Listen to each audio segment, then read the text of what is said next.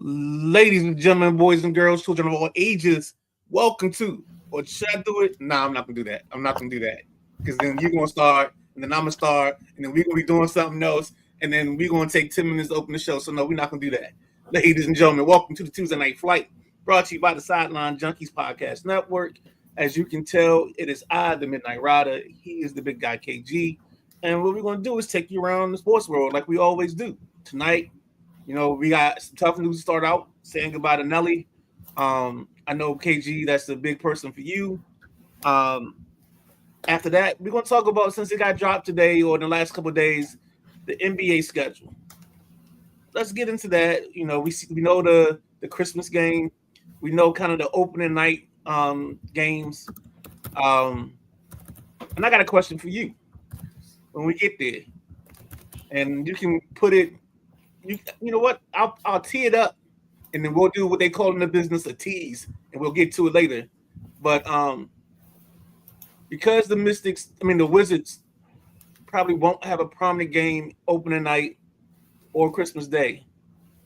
Are you mad, glad, or you just can't wait to see what this team's going to be? Save your answer. Don't speak now. Right now, hold your peace until we get to that part of the show. And with that being said, we also have some training camp talk. We're going to have a special guest talk a little Eagles with us, give some storylines from behind enemy lines. And that's what we call it, behind enemy lines when we come up. Let's lay it there. And then after we go behind enemy lines and some training camp conversations, then we're going to go to the W. We got to talk about Kayla McBride. We got to talk about Kayla McBride's big day with 10 3-pointers. Also talk a little bit about the Mystics. The Mystics are on a roll right now. The Mystics have jumped from 8th to 4th in their division, but we'll talk about that also later because that's another tease. So that's 2 teasers, and now we might as well go ahead and open the show. So big guy KG, take it away, bro. Well, thank you, Midnight Rider, for that rousing introduction. Most important thing is how you feeling tonight? Yo, I'm good, man. Good. I'm ready to go. Got my Voltron shirt on. I'm ready, bro. I'm ready. Voltron. Yes, sir. I'm in my bag, baby. I'm with that. Before we get into it, let me say this at the top of the show. I'm going to put it out there. This is not coming from the big guy KG. This is not coming from my alter ego, Raheem Shabazz, or Dabu the Great. Yeah, this is coming from Kevin. And I'd like to say a happy anniversary to my wife, Lovey. This is make year number 136, I believe it is. Because, numbers approximate? Yeah. Vampires don't age, and, that's why we got so much money. But happy anniversary to my wife. Thank you for a wonderful, wonderful life from this day forth. And I'm just happy to be here. So I've been on one all day today. I'm so happy to be here.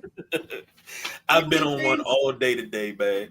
So if you go there and I pull your coattail and I follow you, just keep going. I already know. Just keep going. Because look, you started and I was like, ooh, I want to. No, I saved that for then. So I'm gonna save that. But I just had to say that. Thank you for joining us Tuesday Night Flight. Hope you got your boarding passes. We are at our cruising altitude, so you can go ahead and you can unbuckle your seatbelt. If you need to unbuckle your pants, because the ladies are coming around. This is gonna be a pretty long flight, so we're gonna have drinks and maybe a little in-flight video and a meal. So whoa. That did not sound good. Said unbuckle your pants, the ladies coming around. Right? What kind of plane we running here? It's a cross between Soul Plane and like TWA or something. I don't know. Shoot. Oh man. Oh gosh. This is how you know it's gonna be good. It's starting early. So unbuckle your pants, baby. Because the flight is coming by. You gotta sit comfortable, man. Everybody don't want to take that belt because everybody, never mind. Never mind. A little bit of sad news. Sunday, yes, 2 days ago. Sunday was the 9th. August 9th, we lost the second winningest coach in NBA history. One, Mr. Don Nelson, aka Nelly. I didn't have to look up things for his resume because I knew his resume. I grew up watching him. So, and I admired him from afar. But I'm going to run some things down to you. As a player, his number 19 is hanging in the rafters in Boston. Mm-hmm. 5-time champion with the Celtics. As a coach, he was an assistant with the Bucks. Then he became the head coach for 9 years. Pioneer of the point forward. Most people say, Magic Johnson was the first point forward. No. Magic Johnson was a point guard. Paul Pressey was your first point forward. Now you got a power forward that will bring the ball up court and set the table while everybody else went to go get their seats, pretty much. Pioneered the small lineup. The small lineups you see in today's NBA where, PJ Tucker's 6'6" and everybody else is 6'6" and under, or around that same thing because it's a faster lineup. Nelly pioneered that with the Bucks and Craig Hodges and Terry Cummings, guys like that. 3-time coach of the year, coached the All-Star game 2 times. Again, he coached those 80s Bucks. And for those that are uninitiated, not aquatic enough, the 80s Bucks are those teams that you say were right on the cusp, but they couldn't get past the Sixers. They couldn't get past the Celtics, of course, but they were right on the cusp. They were that third team right under there that was making noise in the East before the Bulls rise, before the Pistons rise. Tell me if you knew this, Midnight Rider. Have you ever heard of a coach being traded for a second-round pick? No. Don Nelson was traded in 1988 to the Golden State Warriors, from Milwaukee to the Golden State Warriors for a second-round pick, which turned out to be Andrew Lang. Okay. A coach traded for a second-round pick. Well, no, because we had Gruden get traded for like a slew of picks. Yeah. Yeah, he did get traded. Gruden did get traded. I thought that was the first of its kind, but it wasn't. No, the 88 is the first of its kind. Yeah, 88 is, but Gruden was. That's what I'm saying. Yeah. In Golden State, he put together a squad and had arguably, before Big Threes had a name and was called Big Threes, he had a true Big Three known as Tim, Mitch, and Chris, aka Run TMC. He allowed Manute Bol to shoot threes. So, I mean, after he left Golden State the first time, he went to Dallas as the front office general manager and coach. He was instrumental in getting Dirk Nowitzki from Milwaukee for Robert Traylor on draft day. Most people don't know that. Most people think Dirk was drafted by Dallas. No, Dirk was drafted by Milwaukee. Milwaukee traded Dirk to Dallas for Robert Tractor Trailer and I think another pick. Then he also got Steve Nash in a trade the same year from the Phoenix Suns because Steve Nash was sitting behind Jason Kidd, Kevin Johnson out in Phoenix. And they came out there and they made magic. That's what laid the foundation for those really, really good Dallas teams in the early 2000s. All right. So here we go. I know you know this, but I'm still going to ask you. College that Steve Nash went to is Santa Clara. Thank you. I'll throw one at you, and not even on subject, but just a random guy. College that Scott Brooks went to. You got that one. UC Berkeley. Oh, okay. I know because I got his card. That's why I didn't read that card. No, you did. No, I know those. I know those facts. Like Patrick Ewing's middle name is Aloysius. Yes. The 87 depth cards had everybody's middle name on it. Mm-hmm. That's rare. That's a rare catch there. Nelly also went back to Golden State. He was actually Steph Curry's first coach before Mark Jackson took over. So Nelly coached Matt Barnes, Steven Jackson, Steph Curry. He coached all those guys, those young guys, and they had those young Warriors teams. And I always like to say he laid the foundation. Mark Jackson built on the foundation, and Steve Kerr built the mansion on that foundation that was laid. He laid down the subfloor. Jackson laid down the walls and everything, and then Steve Kerr built the mansion on top of it. So wasn't he the coach of the Warriors team that beats the Nuggets as the 8th seed? The Warriors team that beat, I believe, because that's Baron Davis, that's Matt Barnes, that's Steven Jackson. That's an interesting squad.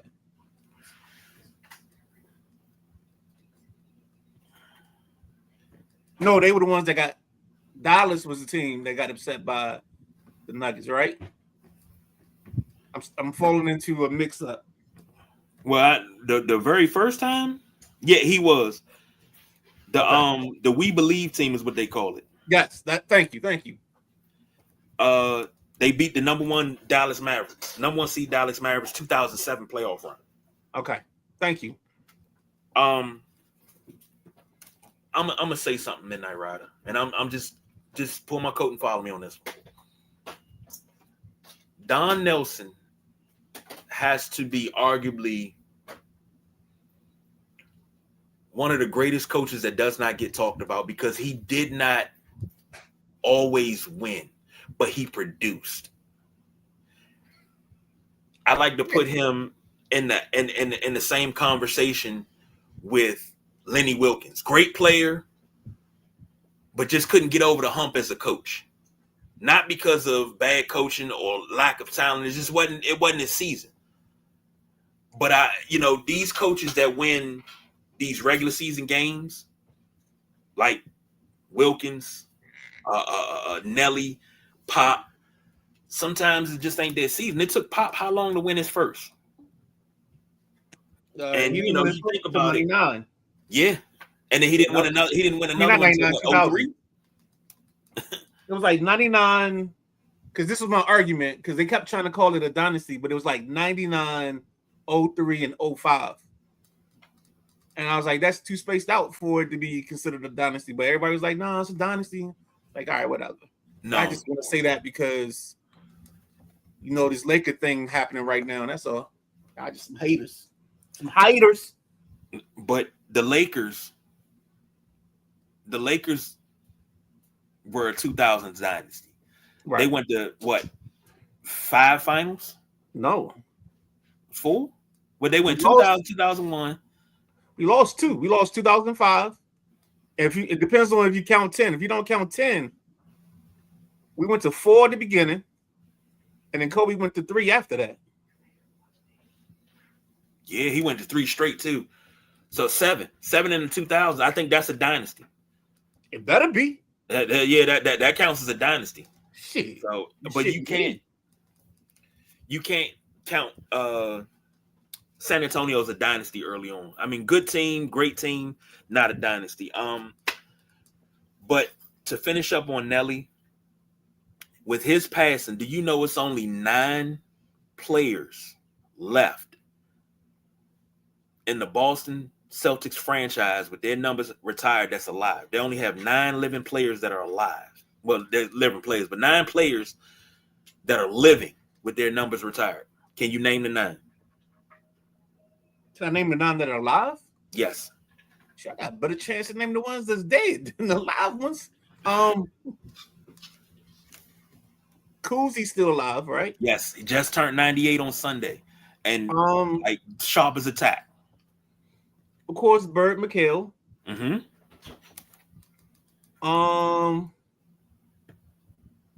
DJ's gone. Hondo. Nope, Hondo's gone. All right, you gotta give me the rest because I don't want to hold up the show. You got Parrish, Dave Cowens, Big Red. Bird, McHale, Cornbread, Paul Pierce, Kevin Garnett, Satch Sanders. Who am I missing? I'm missing one. Casey Jones passed on. Sam Jones passed on. Sam Jones is that's somebody my dad used to always bring up. Sam Jones? Yeah. Yeah, man.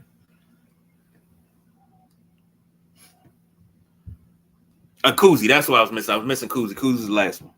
So those are your 9. So just a quick in-game update. For those that are Indiana Fever fans, the Fever are taking on the of course they go commercial right as I was trying to line up the score. Fever's playing the Liberty tonight. Actually, this is a nice slate. The games tonight. If you take a look at it, I guess you know what? Let's say that for later.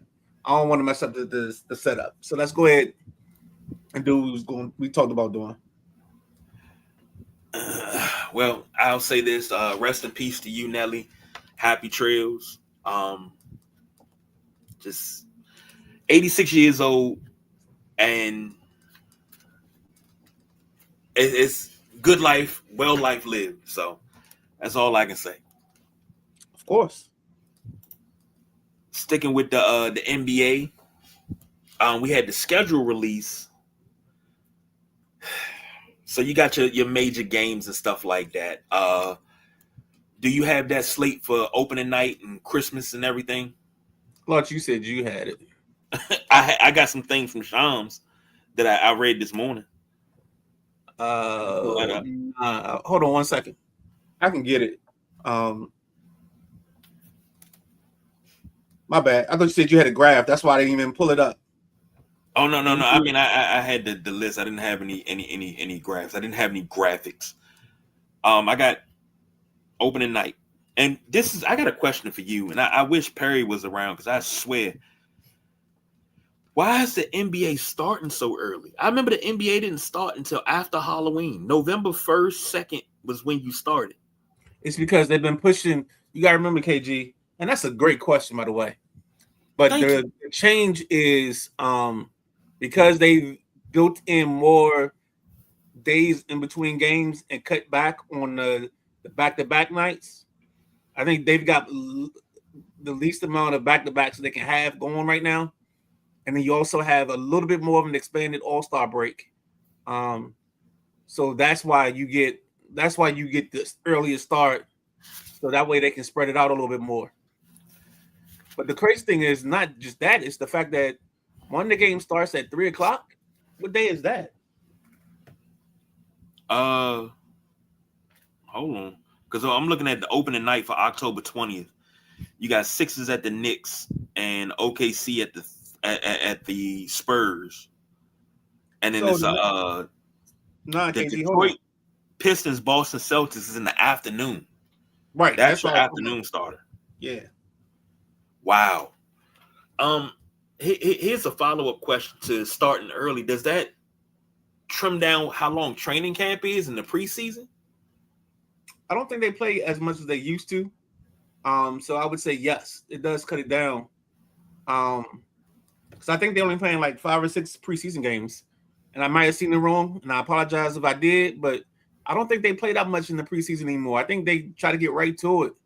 But yeah, so the other national games is on Wednesday on ESPN. You got the Timberwolves versus the Heat. You got the Warriors versus the Lakers. Thursday, October 22nd, you got the Cavs versus the Sixers. And that looks like I'm guessing the second team is the home team. You got Denver against OKC. And then Friday night, just got paid. Oh, I'm sorry. You got the Knicks and the Celtics. I'm sorry. Knicks and the Celtics, and then the Rockets and the Spurs. So we off and running there. It's gonna be interesting. And then let me see, because I kind of like what they did for Christmas Day. The only sad thing about it is everybody gonna be watching the NFL. So. Exactly, and I really think, to be honest, I said this when they first did it. I think that was a dick move by the NFL to play games on Christmas, because Christmas has always been the NBA thing. You watch an NBA triple header or 4 games on the NBA. Now you're trying to flip back and forth on. Thanksgiving is the NFL holiday. Christmas is an NBA holiday. New Year's Eve and New Year's Day, that's your hockey holiday in college football. See, the NFL did one game as a flyer because of the way the schedule fell. Right. Because it fell on Sunday, didn't it? It was a weird schedule thing, I thought. And that's why we had Christmas NFL games one year. And then LeBron James, however the fly guy does it, LeBron James came out and said that Christmas was still an NBA holiday. And every one of them billionaires for the NFL looked at each other, pulled up their pants, tightened their belt, and was like, okay, let's see how this play out. I'll be your Huckleberry. And proceeded to dominate Christmas Day. They took Christmas Day away from them. They said they gave them charcoal. Like, you can have your games. Ain't nobody gonna watch them. Your numbers gonna stink. But hey, while we over here quadrupling your numbers, enjoy, because Christmas Day is your day. Wink, wink. But Christmas Day is interesting, man. 12 o'clock on Christmas Day. They come out the gates with the rematch of the championship. The San Antonio Spurs play at the New York Knicks. At 2:30, you get the Miami Heat versus the Boston Celtics, which is an interesting ball game. Then you get LeBron James going back to LA at 5 o'clock. So the 76ers play the Lakers at 5. Cali. I'm going back to Cali. I don't think they hurt me. I'm sorry. Oh, she said she liked the ocean. OKC plays the Timberwolves at 8, and the Nuggets play the Warriors at 10:30. And that, ladies and gentlemen, is your slate for right now. Let me see if there's I don't think they have anything else filled in yet. Let me see if they I'm trying to see if I can get a look at a glance at some other stuff. I think they only did the national televised games. I don't think they've done everything else. Yeah. All right. So, KG, as we left off the show, question was, Wizards Nation, you're not included in the national games early on. You're not included in the national games for Christmas Day. Are you being overlooked, or are we just a year away? Because what I can see for the Wizards opening night, to be honest with you, opening night in Washington could be going back and doing what they did for the Summer League. And you go back and you get Bonsa versus Peterson game 1, either in Washington or in Utah. Better yet, in Utah. You know what? That's fantasy book. That's fantasy book the NBA. Let's go. Let's do it. All right. So first up, we get I think we get the Jazz in Utah versus the Wizards. And give me 2 games. Give me the first 2 games of the season. Somewhere in that mix, that's what I would put. Okay. That's opening night. Not opening, because opening night, I think they do it special. Well, not opening night, but first game of the season for the Wizards. Yeah, first game of the season for the Wizards. Let's think. Who else has some heat? We already got the Nuggets and them out the way.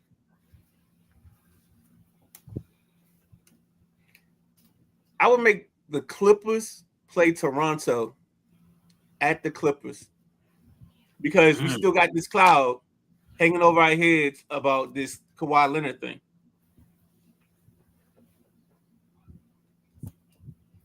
Raptors I think at after the Knicks, Clippers. I think after the Knicks open the season at home, I think their game 2 should be at Indiana. Because if we think Halliburton's gonna be back, I'd make that opening night for Halliburton. Knicks at Pacers. Well, that I'm gonna tell you something. The Knicks opening night, I think that's perfect that they got the Knicks opening in the afternoon, and they're the first. The Knicks should be the 3:00 game. No. Because we giving out the rings, we dropping the banner. That's the whole point. But we shouldn't have it at 3:00. That's got to be seen by the world, Craig, by the world. So would you move it to the primetime slot? Not the second game, but that third game, because I think they're the second game up. But they're at 7:30. It's not the second game isn't at 5:30, it's a 7:30 start.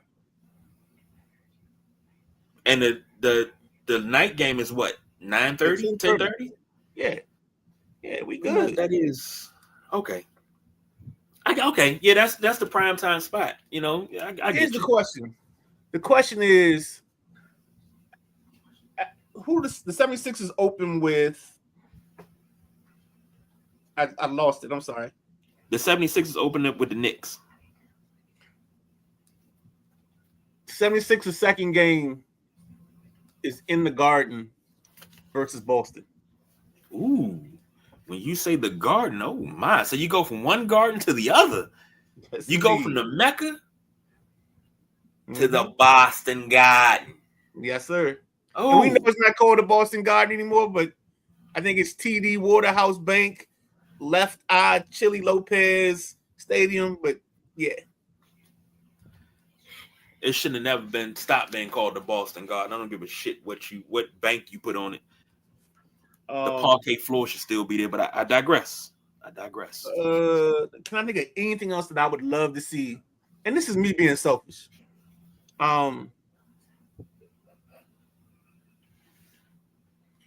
Ooh. I want to see Caleb Wilson open up strong in Chicago. But who can we give them? Let's do this. Even though it's cross-divisional, cross-conference. Hold on. I'm going to hold that thought for a second. Let's go here. Let's go the Mavericks have to play the Warriors. So I think the Warriors have a big game early, but their second game should be the Mavericks. Because I want to get Kyrie back. I want Kyrie against Curry coming off his knee injury. So that's what I'm going to create there. Where at? What's the venue? I want to do it because I think Golden State starts on the road, so I want them to get a home game. Okay, so you want Mavs at the Warriors? Yeah. Hell yeah. Jack in the crack. All right. And then look, I'm writing these down because if we get them right, it's gonna be crazy. Who do you want the Bulls to play? We need somebody in the East. Bulls versus the Hawks. Because I want the young guns against the young gunner. Give me Bulls versus the Hawks. Where? In that stretch. Where? I want it in Chicago. Ooh, United sit in the madhouse on Elm Madison. And because you bringing home Caleb Wilson, I think I've seen Detroit do it. I think to celebrate your young bull, man, you got to give him the from North Carolina. No. Yeah, I think you got to get him that opening day. You got to give him that opening day, dog. Come on. All right, you know what? Let's take a break because we've gone on a little too long. We got a guest in the back, new to the Sideline Junkies format that we want to welcome in. So and then we want to talk some Eagles because he's an Eagles fan. Everybody doesn't make good decisions in life. You can see that just by the fact that he's an Eagles fan. So with that being said, and all things being equal, what we're gonna do is take a quick break. KG, you can do whatever break you want. I don't care. Appreciate it. And then we'll bring in our new correspondent, he can't be correspondent, our new beat reporter for the Philadelphia Eagles. That's what we'll call it. I'll take that. All right, cool. All right, stay tuned. We'll put a pin in this conversation. Stay tuned. We'll be right back.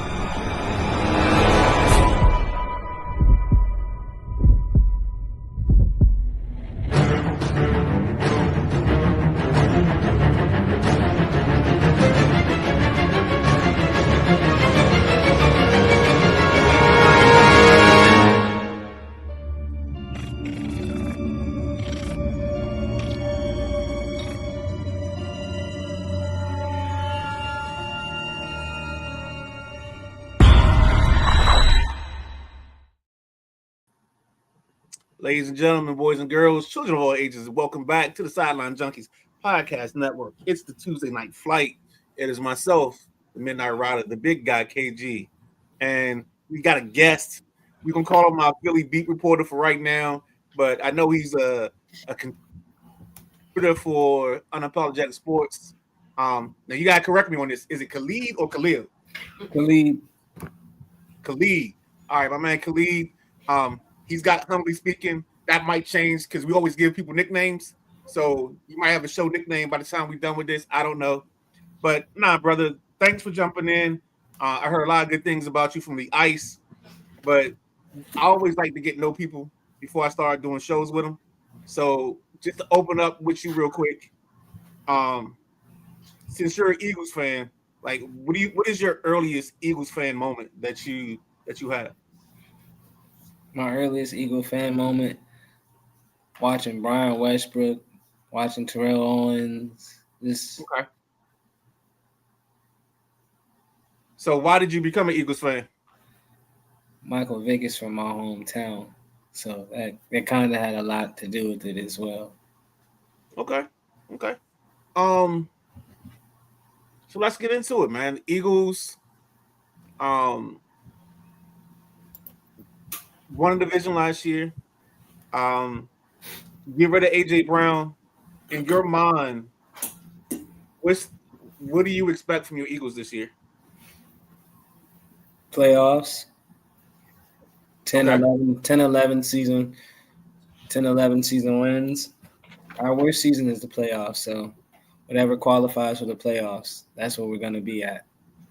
Aren't you guys on some weird like 14-11 thing? You said 14-11?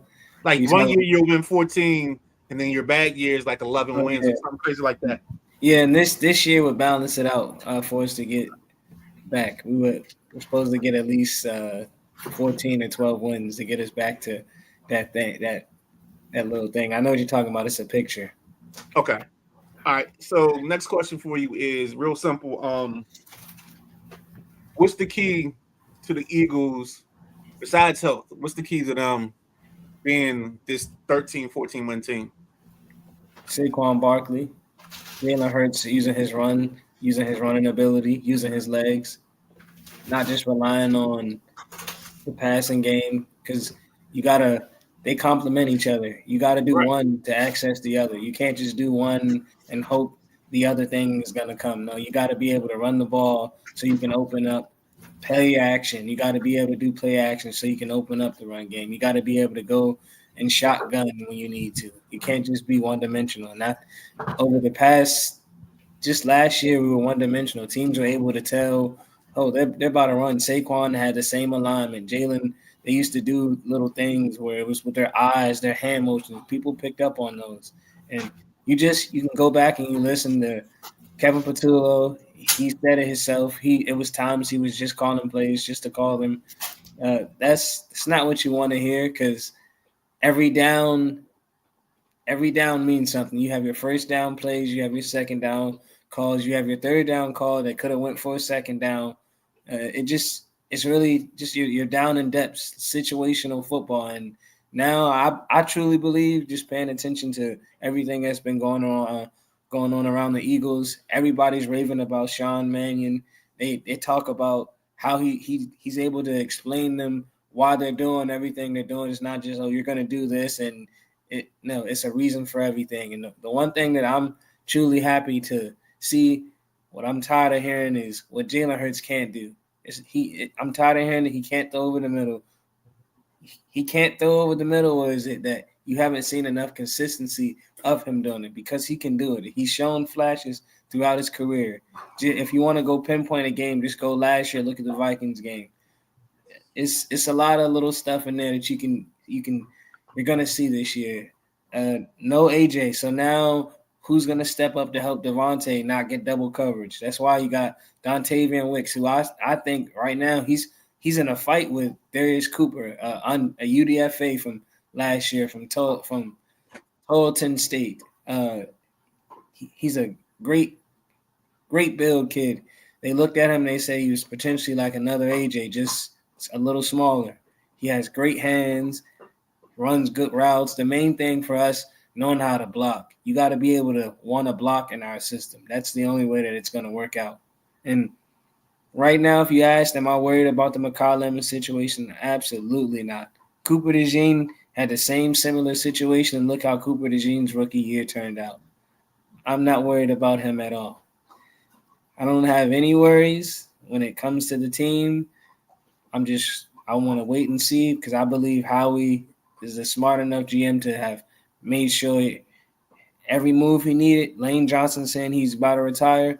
Okay, great. That's why we went and got that third-round guy from Miami, using the Hassan Reddick draft pick. He's always steps ahead. Is that the Malachi Bell kid? Yeah, the Markel Bell. Mm-hmm. Markel, okay. All right. You got him looking through the whole O-line. We needed another guard because Landon Dickerson, potentially, he was battling injuries. What did we go do? We went and got the kid from Miami, Michael Morris. He's interchangeable. He plays left guard and right guard. That's a guy that's on the offense. To play for us, you got to be able to know multiple positions. Somebody that I'll tell you to look out for, he's a little undersized. Willie Lampkin. Pay attention to him when you watch this weekend with football, when we play the Ravens. Who's that again? Willie Lampkin. He's a center. He can play guard and center. We took him from the Rams last offseason. We took him from their practice squad. Willie Lampkin. Mm-hmm. He's a tween. He's kind of a tweener. I hate to use that term. He's a 5'11", just shy of 290. He's one of those guys, but he's very agile, fast. He reminds me. Oh, you can go. No, I was I'm gonna say Georgia, but I gotta look up where he went to school. But you sound like a Georgia kid. Go ahead, keep going. I'm sorry.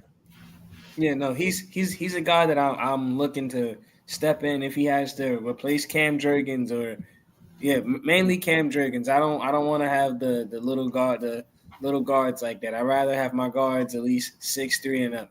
That's why I like the other kid we got from Alabama, Jaden Roberts. That's another UDFA. The reason I like the SEC school guys, they've played at that level. Football is different from the ACC. Oh, you went to North Carolina. Okay, yeah, that's my bad. I forgot about that. But yeah, Willie Lampkin. Who's someone else? Offensively, Drew Kendall. We got another tackle from Texas, Cameron Williams, 2 years ago. He was there when they had Worthy. We got a lot of pieces. So I got a question from he's our correspondent. He does a lot of our golf stuff, NASCAR, and he does some football. The correspondent asks, what team in the NFC East do Eagles fans see as their biggest threat in 2026? And you can't say none. So you have to name a team. I'm gonna be realistic. I'm gonna say Dallas. I'll still say the Commanders. I just feel like it's gonna be an uphill battle now because losing Laramie Tunsil, that's big. That's like for us losing Lane Johnson. That's not a type of guy you can just ask, hey, Brandon Coleman, just come in and be a Pro Bowl Hall of Famer. No, it's next man up mentality. But yeah, I do believe if Jaden Daniels stays healthy, you got the tight end, you got 2 receivers. Well, really, you can potentially have 3 receivers if Antonio Williams battles it out between Luke McCaffrey, which I know he will. Jaden likes Luke McCaffrey, so that's the chemistry there. I do believe the Commanders, if they're healthy, they have a lot of pieces, but really it's going to come down to how fast JD gets chemistry with Stephon. I believe Stephon Diggs is y'all best receiver. If you go and look at him and Terry's careers, you'll see a lot of similarities. Stephon, remember when he started his career, he was sharing with Adam Thielen, and he still was putting up production. So I don't nod his lower years where he didn't get 1,000 yards. I do believe Stephon Diggs is that type of receiver, but where he is in his career right now, him being 32, knowing that if this doesn't work out, if he doesn't show enough to get a longevity with you guys, his football career potentially over. A guy like that, hunger, it's not gonna be easy to guard him. I've seen Terry get locked up by Quinyon Mitchell. I've seen Terry not just for that to even have taken place, to be able to be taken out of the play, out of the games, that's big for me. Your quarterback needed you, and you weren't the weapon that he needed when he needed it. But it doesn't say that Terry's not a good receiver. He still has a lot to prove for himself because if Stephon outplay him, that's a conversation they're gonna have to have. We just gave you all this money, and you just let this guy getting $10 million come in, and he outplaying you. We need to take some of your money, reconstruct your contract, put this elsewhere. And I mean, Lee Ice has said this too, but I mean, Steph has had, I think he's got 5 or 6 100 catch seasons. I don't think Terry has a 100-yard catch season. Stephon has gotten at least 2 or 3 1,500-yard seasons. So you can't I can't say if Diggs comes in and gets this, it's more so because the numbers game. The age is 31. He's about to turn 32.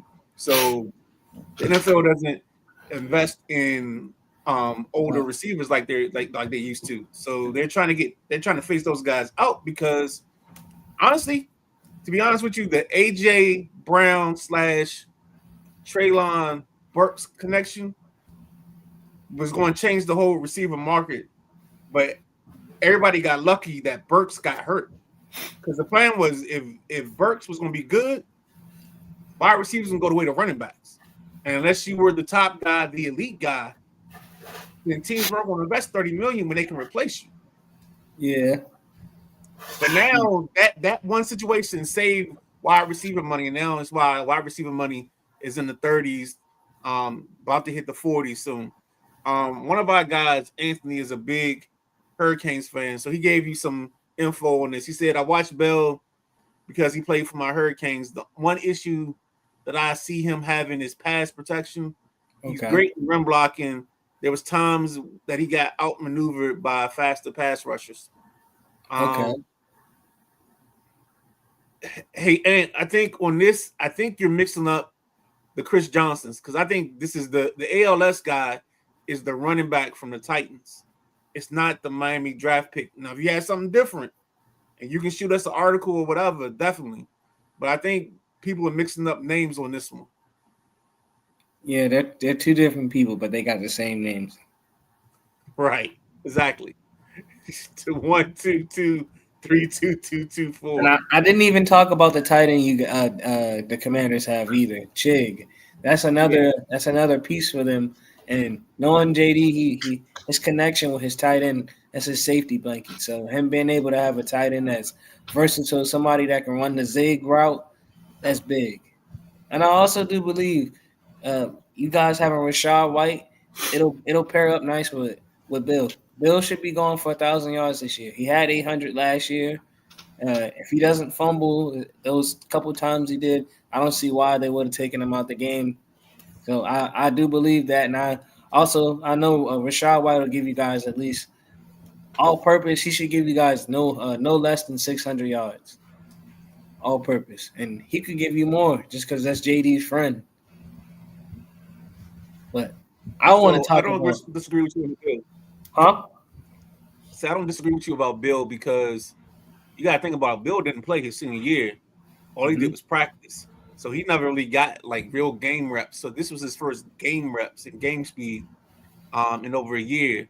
So I can see for sure, and especially with this outside zone run scheme that they're going to do some of that stuff. I think that's where if you watch that Dallas game, the one he breaks long is an outside zone play. So I think that's perfectly right. So yeah, I think that's a great thing for him. KG, go ahead, talk to me, man. What you got? Oh, I've been chomping at the bit for this one. But first of all, Khalid, how you doing? How you doing? Thank you for joining us, man. I don't know too many Eagle fans that are competent like you are. Because most of them just hoop and holler and yell at me. But I only got a couple that I know that really talk and know their stuff, and you know your stuff. So I want to ask you a couple of questions myself. Now, I'm asking you this not from a Commanders perspective. I'm asking you from a football fan perspective. We talked about it a couple of weeks ago. As an Eagles fan, do you feel like Jalen Hurts is on the hot seat? That I don't, in my opinion, I don't believe he is, but in the modern day world today, he is. If you look at how the other quarterbacks, his peers in the NFL play the game. If you're looking at it from a statistical standpoint, like I say, then yes, he's on the hot seat. But if you're looking at it from how football is supposed to be played, it's supposed to be a winner and a loser. I don't understand how you can put him in the hot seat if you go and you just look at his production. It's only two quarterbacks that ahead of him and that have the most wins. It's Patrick Mahomes and it's Josh Allen. And he's not that far away from being able to catch up to Josh Allen. So I asked that question because I love how you put that. I call Jalen Hurts the Tyrese of the NFL because the dude went out, won Super Bowl. He won the MVP. He's the top quarterback at his position. You know, he's one of the top quarterbacks. I think he's the best quarterback in the NFC, in my opinion. I like the dude. Even when he came in as a rookie and they were talking about trading, I'm like, y'all haven't even gave him the keys to Ferrari yet. And I call him the Tyrese because it's like, what more do you want from me? What That's more do you pretty want? much what it is. Mm-hmm. So I love that you said that. Now, you were talking about weapons that they have. You got Hollywood Brown now, who's a burner. You get him on the boundary. All Hurts got to do is throw it up there. Hollywood down there somewhere. Just throw it out there. Jalen Hurts throws one of the best deep balls, and you can go and look. He actually leads the NFL since 2000, from like 2021 up to 2025 at the deep ball touchdowns. He actually that's one of the stats that most people wouldn't talk about because his game's not flashy. But if it's one thing you go and look at down the field, he's the guy. That's what Hollywood even said. That's why he chose to come there. Because a guy like you said with the burner, what can you do? I can burn, I can run a 9, I can get behind, and I'm very happy with that because we tried it before with Quez Watkins. Quez Watkins he had a hand problem, dropping. Yeah. You got. I know Mekhi Lemon is dealing with an injury, but when he comes back, I think your three are Devontae Smith, Hollywood Brown, Mekhi Lemon. That's your three receivers right there, and everybody else kind of fall in line. But now from a Commander standpoint, if I have to worry about a team, it's Philly that I'm worried about because Philly's defense is stacked. Mm-hmm. Do you think that this defense is the hell with top 10? We're going to put top 10 over there. You think this defense is a top 5 defense on paper? Because we don't know yet because they ain't played. but top 5 on paper. Do you think this is a top 5 defense? On paper, I'd say that this has the chance to be just as good, if not better, than the team that we had when we went to the Super Bowl and beat the Chiefs. I say that because Tariq Woolen is in better shape physically than Darius Slay. Secondly, a lot of people talk about Tariq Woolen in a bad way. The man does his job when he gets targeted. If in that team in Seattle, the reason they weren't targeting Devin Witherspoon was because he wasn't put in situations where he was on the island. By you being the island guy, you're going to get targeted. I don't care that the receivers, these guys still get paid millions. I don't care that they get stats. I care about, at the end of the game, was that person you were guarding, did he hurt us the most? And that's never the thing for him. You can go and look up, since Tariq Woolen's been in the year, his PFF rankings, every year he's usually his coverage windows, his pass deflections, like just all of that stuff, he's always in the top 5. That's what I care about when I say this team could be better than that team. Secondly, the linebacker, us losing to Kobe Dean, hate to see him go, but you got Jahad Campbell. Jahad Campbell fell in the draft because people said, oh, he's injured. Okay, let him heal up. And you seen last year, he played half, split it with Nakobe. They still ranked us to have the 2 top 10 linebackers in the NFL, and that was half the production for him. My next thing, if you were to look at our team and say, what's the weakest link, it would be safety, but I'm not even saying that because now that we're going to be playing base more, Cooper DeJean's going to be up top, and it's going to be Michael Carter-Williams in the slot. A lot of people don't remember Michael Carter-Williams. Michael Carter-Williams is playing outside corner for the Jets when the Jets had Sauce Gardner. When that secondary for the Jets was out there mobilizing teams, at one point, he was there. He was there when the Jets had a nice little defense. They beat my Eagles. We went to New York. They beat us. But that's getting beside it. Next, you go Andrew Makuba, guy coming from Texas. The reason why I'm raving about him, he picked up the game later in the season. He got injured, so it kind of diminished it for him. Early on, he was making mistakes, but he was getting turnovers. He was a guy who you could send him on blitzes. You could send him to cover. I remember watching him against the Chiefs. Intercept Patrick Mahomes. Take it from Kelsey. That's no easy thing to do.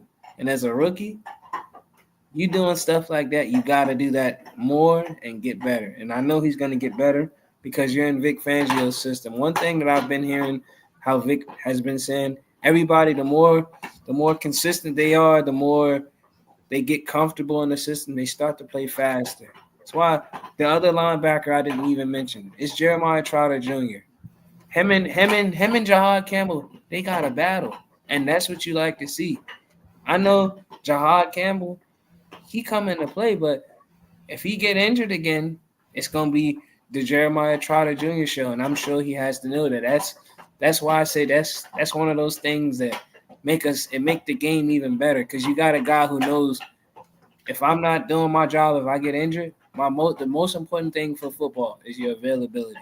If you getting injured constantly, you hurting the team because somebody they got to come in and fill your spot. If you were the guy that's supposed to be the guy, now someone has to step up. But that's a fight right there that I can't wait to see throughout the season. Another thing. Go ahead. No. I didn't mean to cut you off. I had a couple more comments. Okay. Because of course your boy jumps in. Says Commanders were 1 win away from the Super Bowl without Tunsil. Brandon Cumberland was the left tackle, I believe. You're right, Lee Ice. And actually, I think last season, him closing out the season, playing left tackle the last 4 games, I think it was. And then I think him having the wherewithal to go train with Tunsil this offseason, I think you're going to see a difference in him because you got somebody finally, like, there's one thing when you train, but you got to think about it like this. These guys go from training them for the draft to now they got to do it all on their own their second year. And sometimes you don't know all the things you got to do sometimes you need that person to kind of guide you and put you in the right place. So I expect big years from Paul and Coleman because of that workout, because of that time with Tunsil. Absolutely, absolutely. And Coleman did do it. That's why he did a hell of a job. Like Lee said, he did a hell of a job to be able to make it one game away. Did a hell of a job. All right. I'm gonna knock out these next three, and then Khalil, I think KG's got a couple more questions for you. Okay. I'm gonna get you out within the hour, and then we're gonna close up with something else. Because we want to check on hop in on the ladies a little bit, the WNBA, get them some love. So next question or the next comment is Flying Brian says, I know that guy. Lee, why do you think almost 40%, 45% of the fan base has turned on Jalen, even though he brought you a Super Bowl? It's because it's Philly. My bad. Go ahead. No, you can say that, but I'll give you this. Why don't you go and look up whose name was one of the top sellers in jerseys for the Eagles, regardless of that same guy, like it's commercial. The hate that you love to do, that guy, that's Jalen Hurts. It hurts, but you gotta love him. It's okay. That 45%, I promise you that you say, they'll be back. And that's just how it is. When it's turmoil there in that city, it go to hell. When it's winning and everything is right, man, they going to war for you. I'm gonna tell you right now, Khalid, I used to do this on purpose on Mondays because I don't like our morning shows in the area for sports talk. I'm not a big Junkies fan. Sports Junkies. I like them. I deal with them sometimes, but I like the grittiness of Philadelphia radio after a loss. Mm-hmm. Oh man, they ready to cut everybody. They ready to fire everybody. Especially back in the day when it was Angelo. Oh man. So I used to listen to that, and now I still listen to it on the occasion. But my new favorite place is Cleveland. I like listening to Cleveland radio. Yeah. You 92.3. Give them a listen in the mornings, man. My boys, them boys, they do their thing. Right, they pretty toxic over there, especially right now. I seen they tried to trap the coach and some also. So you are trading Shedeur? Oh, they tried to trap him, made him use profanity at the podium. Yo, it's gonna be it's crazy, man. I love their radio, especially, because the two hosts are, I think they're both from Cleveland, and I can't think of their names right now off the top of my head. I know one is Lama, it's Anthony Lama, and what's the big dude's name? I'm gonna remember his name the second we get off of this podcast, but or the second you leave the thing. But no, they do a great show. But I love them. I love their fans. And then they do this thing on Fridays at like 9:40, where basically people can call in and just do their own little bits. And I'm talking about some of the stuff they do, like because they know to do Anthony Lama. Like the joke is his dad left him or ran off. So they do jokes about that. Yo, I'm telling you, it is craziness. It's like I sit at my desk every Friday at 9:40 and I bust out laughing out loud at least once or twice. I'm gonna have to find out about it. I know about that. I do watch the Philly show. Listen to them. They'll get you too.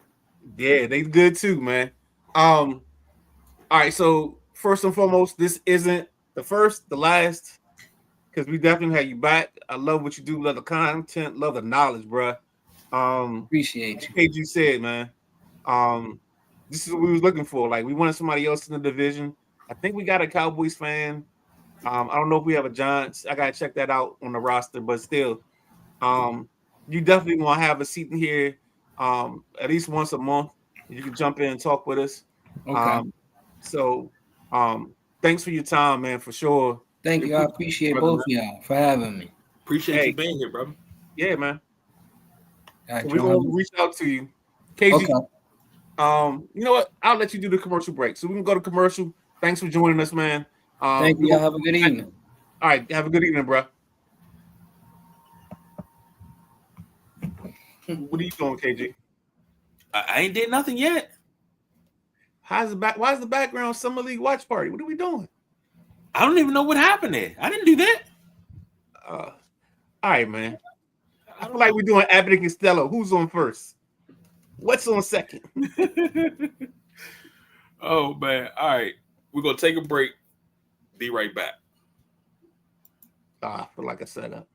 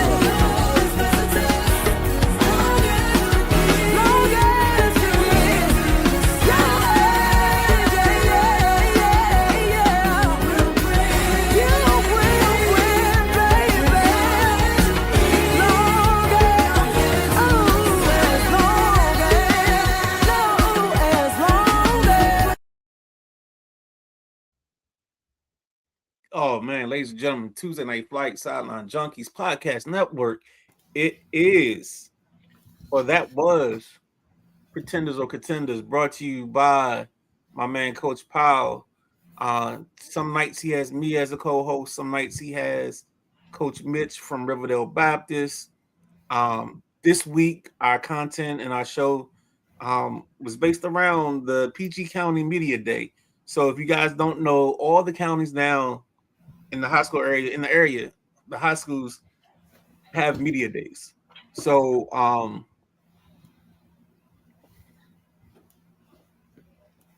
with the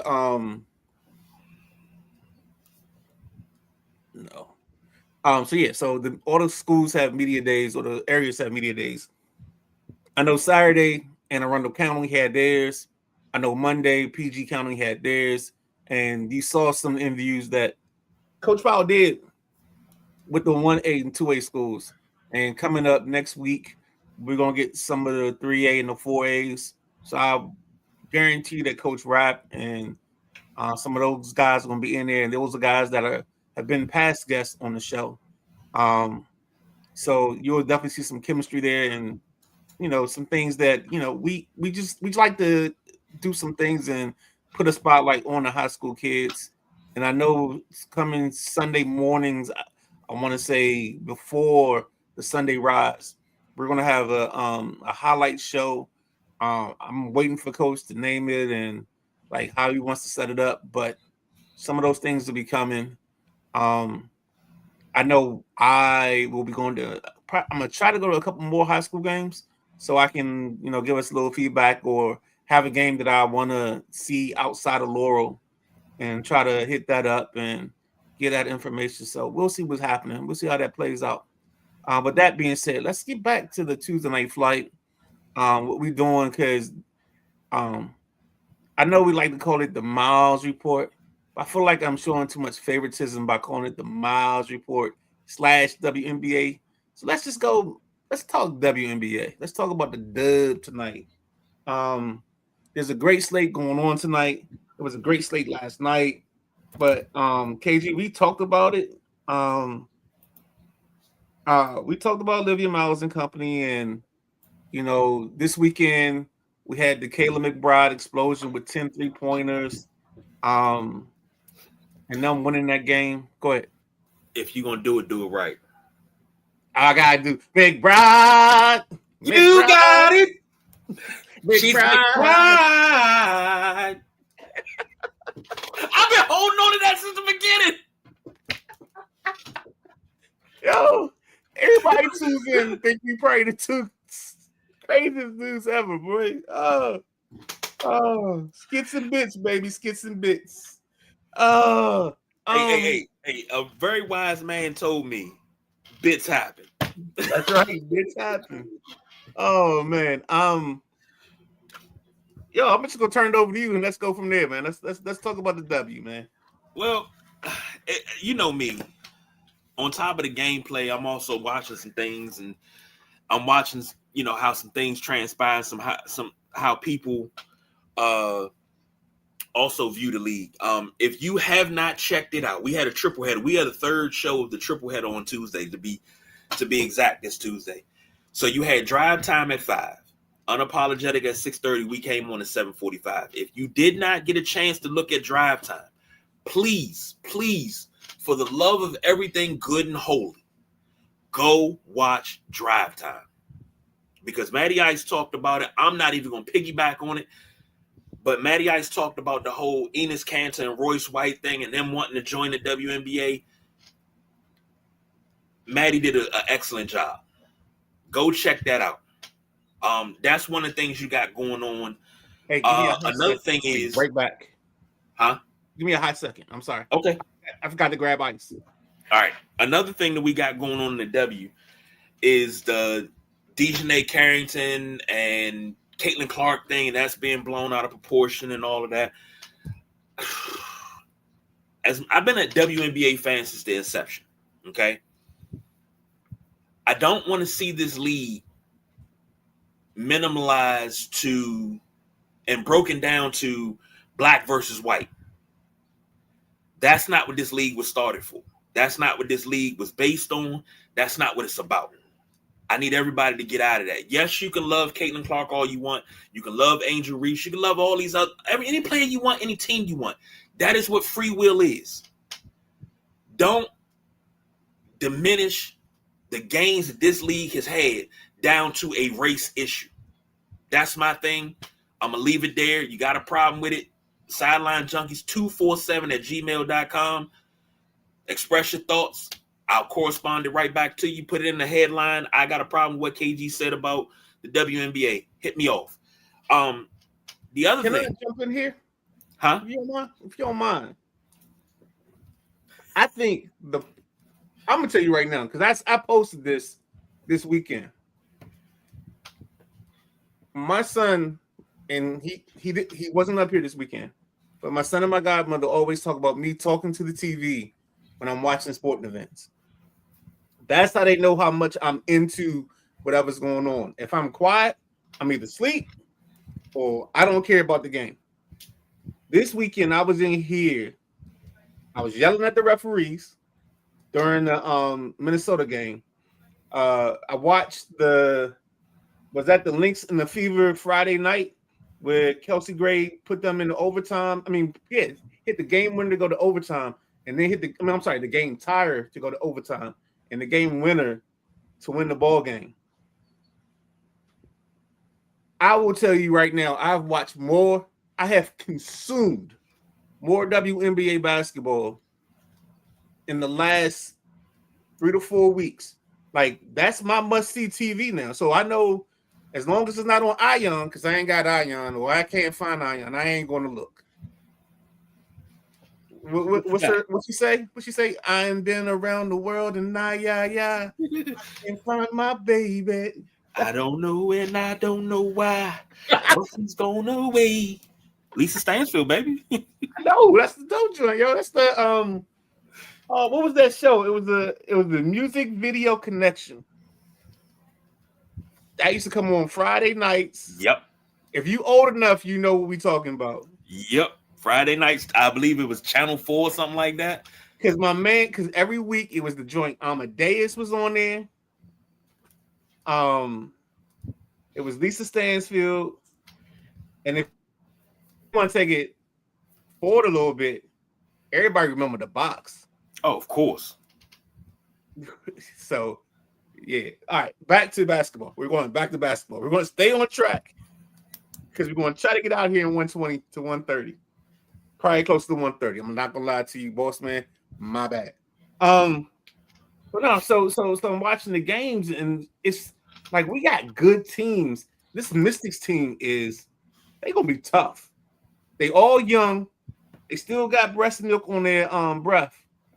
but they play hard every night, whether it's Kiki, Ifrim, whether it's Shakira Austin. And the thing that's funny, and the only thing I wonder about the way the WNBA is set up, because they didn't do Lauren Betts any favors this year. Because Lauren Betts goes from being the tallest, the biggest, but not so much the strongest. She can't really work on her body between the end of the season and the start of the WNBA. So I think she's getting bullied or beat up because she got college girl strength. She ain't got that grown woman strength. You know what I'm saying? She ain't popped out a baby or two kind of strength. So I think that's the difference and why Betts has struggled. Do I think they should have gotten a guard? Yes. Do I think they should have moved up? Yes. If I'm gonna tell you right now, there's no way Olivia Miles could have played if the Mystics had ended up with Olivia Miles. I don't know how many shows I would have done because I'd probably be at most of the games. Yeah, I'd be somewhere donating blood, giving other stuff up, so I can just go to the games because that's my favorite basketball player, man. On the lady side, for sure, you know it. I tell people all the time. It's her, it's Hannah. I've talked about them since they were freshmen. I gotta find me somebody else new now. I'll find them. You know how it is. Oh yeah. No, we always had those players that we love and we like, but the Mystics are on a 7-game win streak. So they've gone from 12-12 to 19-12. They've gone from 8 seed to being a 4 seed. 6. They could get into that top 3. Oh, they 6? Mm-hmm. Okay. I know at one point they were tied for 4 at 19-12. So, and I know some games have been played since the other night. They a half game out of the 4. Okay. Let me put it this way: the Dream are 20-12, so are the Fever. That's and what the it is. 19-12, so they're a half game behind those the 4 and the 5, and then they are tied with the Liberty, who are 20-13. And I'm like, how are you tied with the Liberty at 20-13? But I get it. I understand. And all that garbage. Yeah. So I thought I had Mystics and the Fever on, but I'm having some connectivity issues. Now I'm on YouTube. Oh, okay. How many teams make the playoffs? 8. The top 8. They don't do it by conference. Everybody's all lumped together. So that's the other thing you got to work at. So I think here's the one thing in that league is I think the top 8 have got enough separation that I think it's more so the top 8 fighting for positions 1 through 8. Yeah. More so than worrying about what's traveling up behind them. Like somebody's going to have to go on a drought in order for because I think the next highest team, and this has probably changed since then. I thought I saw the next highest team had like 11 wins. 13. If that's the case, 13. The Fire got the 13 and 19, and they are what's that? 6.5 games or 5.5 games, 6.5 games. Off the Wings at 8, so that the Wings would have to totally collapse for the Fire, and the Fire would have to catch fire. Right. No pun intended. Part of the problem for the Wings right now is Azzy's been hurt. So that's just shooting ability and production that's not in your lineup right now. So we'll see how that comes out and that plays out. And I didn't miss your comment. I thought it was just you got caught up in a internet thing. But yeah, the Chris Johnson with the ALS is the running back from the Tennessee Titans, CK 2J. And I don't know. I mean, that's a sad situation. I don't want to go too much into that. I know people have done I'm sorry, CJ 2K. I didn't mean to say CK 2J, but you know what I meant.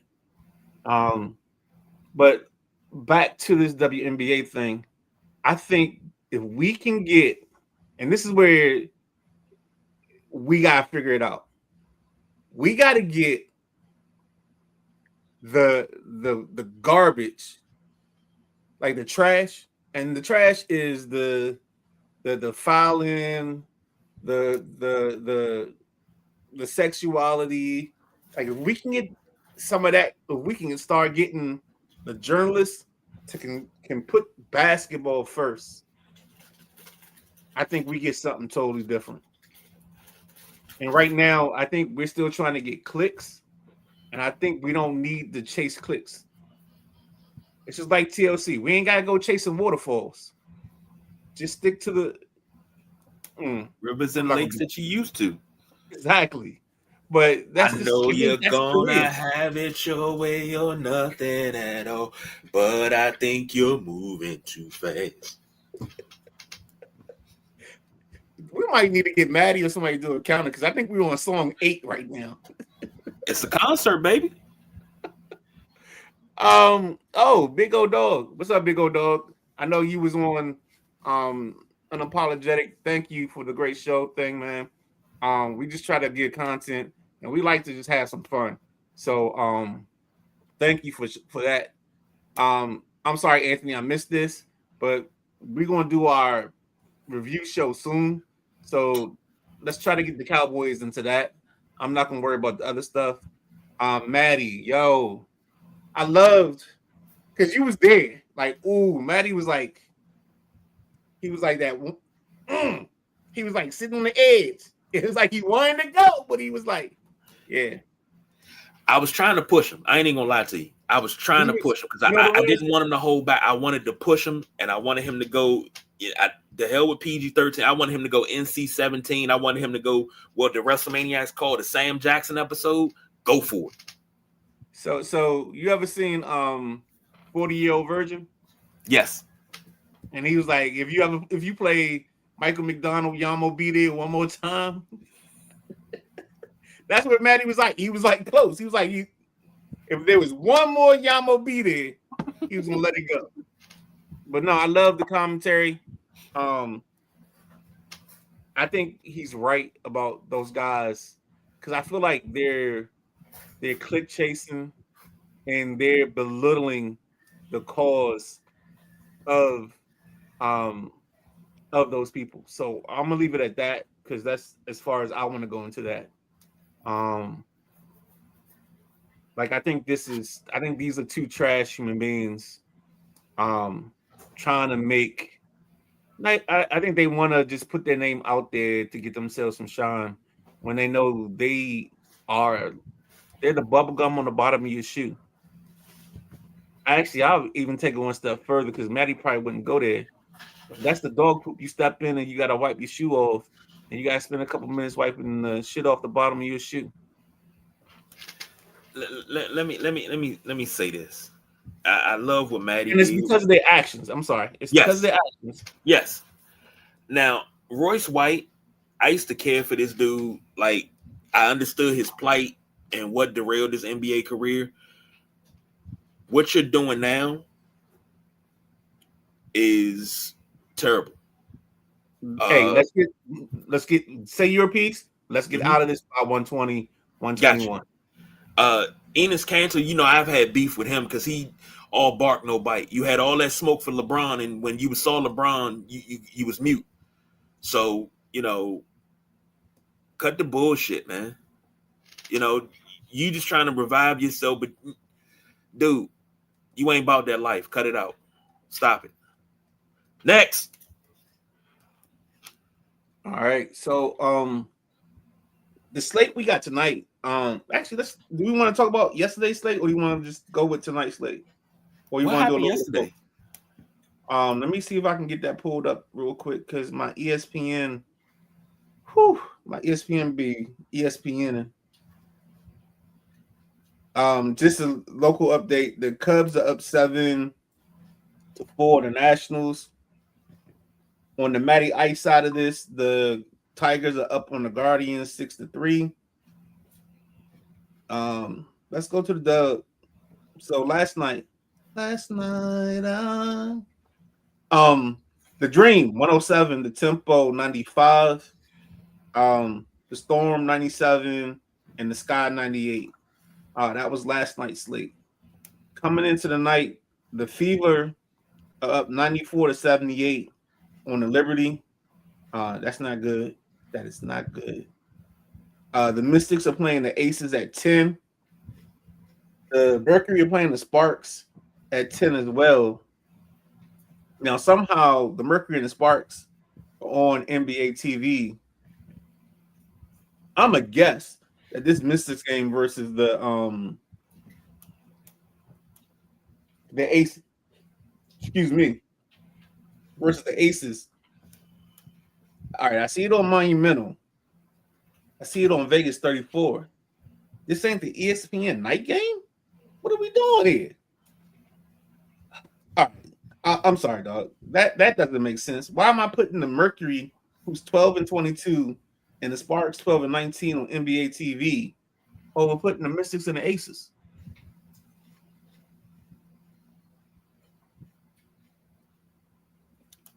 I'm gonna steal a line from my boy. What in the shit and ass is going on here? Like, that doesn't make sense. All right.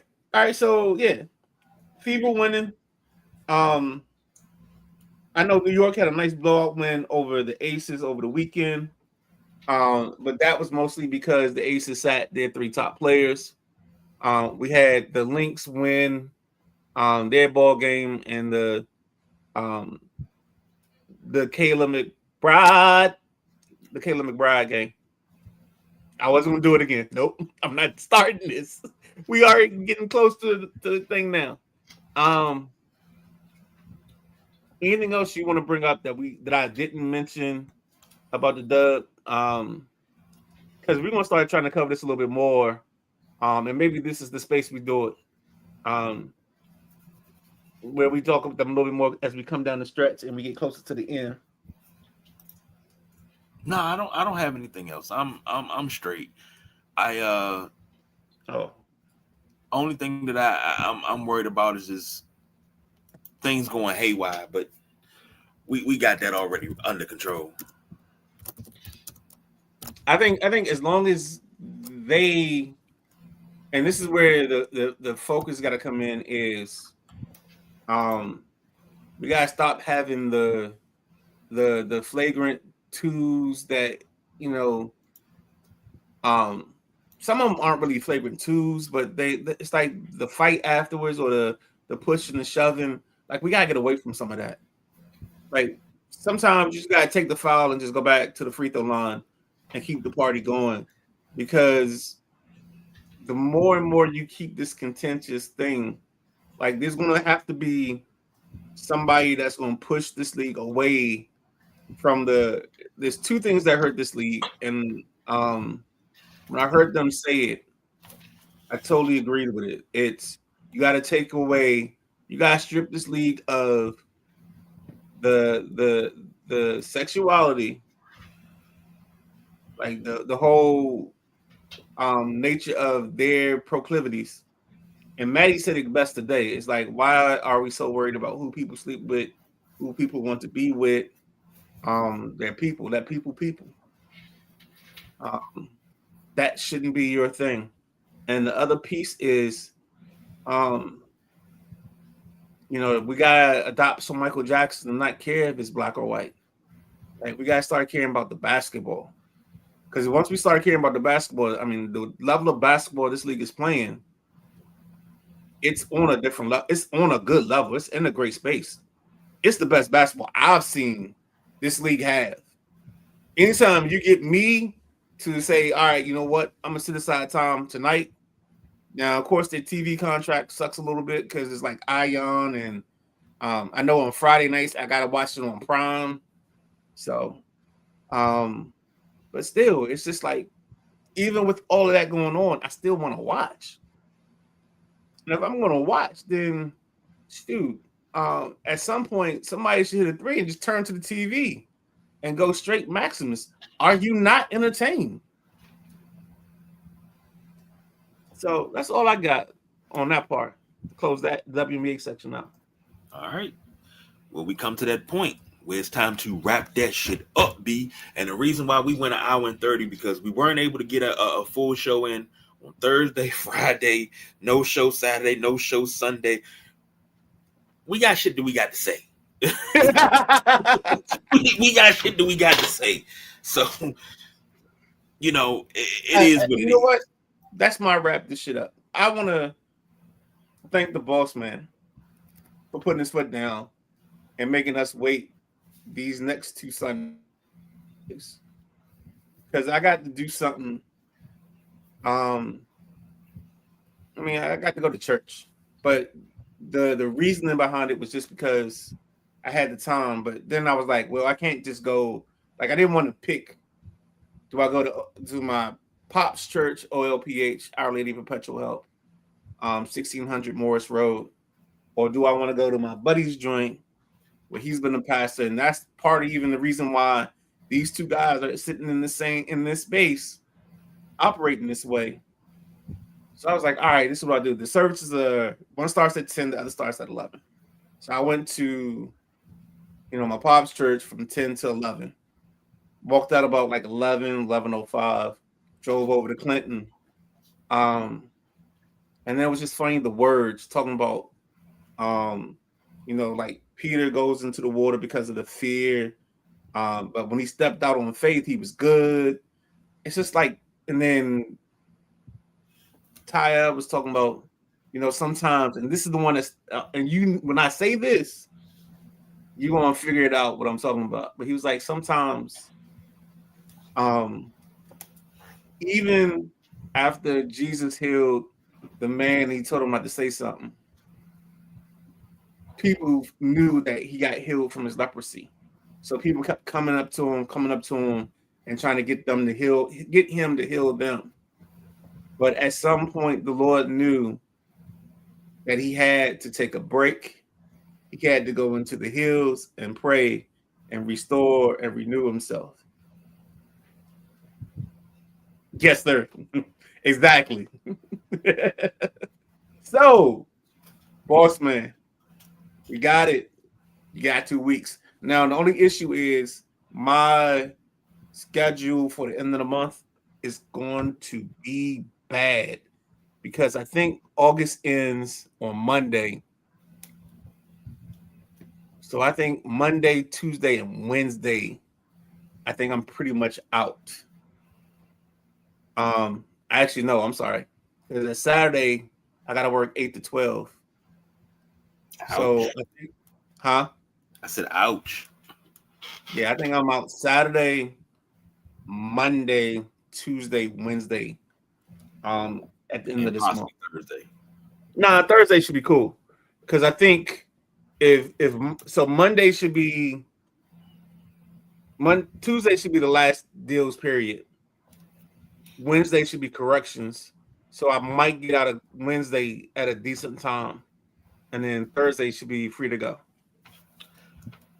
Speaking of Wednesdays, let me ask you a question, good sir. When is Nothing But Net firing back up for a season preview? I'm not responsible for that. That is outside of my jurisdiction. So that seems that I have to shout across the office and talk to C. Perry II. So yes, sir. I'll yes, send sir. that shout. Oh, look, do I need to send a Teams message and put it on the Teams calendar? You know how I tell you, man. When it comes to Wednesday, like it was my idea, but then I was just like, "Yo, you run with it and make it do what it do, baby." So I let him do all the distinctions, the necessary things to make this thing do what it do. So we'll see. We'll get up. Because I know Josh is off the rest of this month, and I talked to him. I just love the way we going and the way we moving, man. And listening to Khalid today, that's my wrap this up, man. I'm gonna tell you something. I was gonna hit him with, so what you know about Norm Snead, man? You're an Eagles fan. You should know about Norm Snead, right? Nah, don't. He a young boy. He a young cat. Yeah. I was gonna put him to the fire immediately. But no. That was absolutely wonderful. And again, I enjoyed speaking to him, talking to him, and just talking football, period. When I tell you I can't wait, I always get excited for opening weekend. That Thursday, Friday, Saturday, Sunday, I always get excited. So I'm think truly excited for the NFL season. I'm excited for the NBA season. So I think we have. Let me see. How many more Wednesdays do we have left before the season starts? Because I don't think we come back. So let's say we come back maybe we probably wouldn't come back the first. We probably come back the 8th I'm sorry, the 9th but I don't think it depends. If he's going to do a preseason preview, let's say quite a few. We got some time between now and October. Yeah, so the question would be how soon does Perry want to start ramping this up? But the 26th, 9. The 26th of August. I got you. 26th of August. Let's do and it doesn't have to be for definite, but maybe we should do a fantasy 101 and then do a 2-week mock. I mean, a 2-round mock, just to show people what we think about and like how we look at drafting teams. And I mean, they're scouting, but really, dog, when you get in the mock draft, this is why I don't worry about doing mocks with people because I already know who likes what and who's going to take what. So maybe we do something on the 26th where we go through some of the rules. And like we talk about PPRs and whatever, and we get like Matty Ice because Matty Ice can throw up the different definitions and the keepers and auction. And then we kind of get, if we got 8 of us that can hop on and like while we're on the live, we just do a quick 2-round fantasy mock just to say who we picked and why we picked them and go from there. And that's our Wednesday show. And we can call it It's Just a Fantasy. So you tell me, we go from there. If we can get people to do it, that's what I would like to do. So if it's a fantasy, can we start it off with a roll call? That's all I want to know. Can we start it off with a roll call? Whatever you want to do, dog. I'm talking about we just come in the joint, everybody on screen, and you just hit that New York in the house, it's Charlotte in the house, Sacramento in the house. Okay. All right, we the bus has gone off the rails, dog. Well, that's my wrap it up for the night, man. I'm good. Thank you everybody for joining us, man. This has been fun being back. Enjoy the rest of your night. We will be back on Thursday, Lord willing, and the creek don't rise. Just stay tuned and we'll figure out what we talking about on Thursday. Hell, we might not talk about nothing. We might just go through a whole melody of songs and just be like, hell with it. We just gonna sing everything tonight. Oh damn, I gotta talk to Miss Boss, man. I gotta figure out what we doing on Friday. So then don't forget, Friday you got the freestyle, Saturday you got the WrestleManiacs return. We will announce Picks champion on Saturday. So be ready for that. Because it was a little controversy. I don't know what's going on in the league. So I think I'm gonna take a couple of weeks and just let that play out until we get ready to do what we're supposed to be doing. But because we had to with this giant update that came out, we had to start everything over. We were 5 weeks in, had to start everything over. And we had week 0 all over again. So we get ready to breeze through this and see what we can do. Just let me know. You know how it is. I got you. So thank you all. Thank you for joining us. Enjoy the rest of your Tuesday night. See you on Thursday. Until then, it's the Midnight Ride. I'm the big guy KG. We are out of here.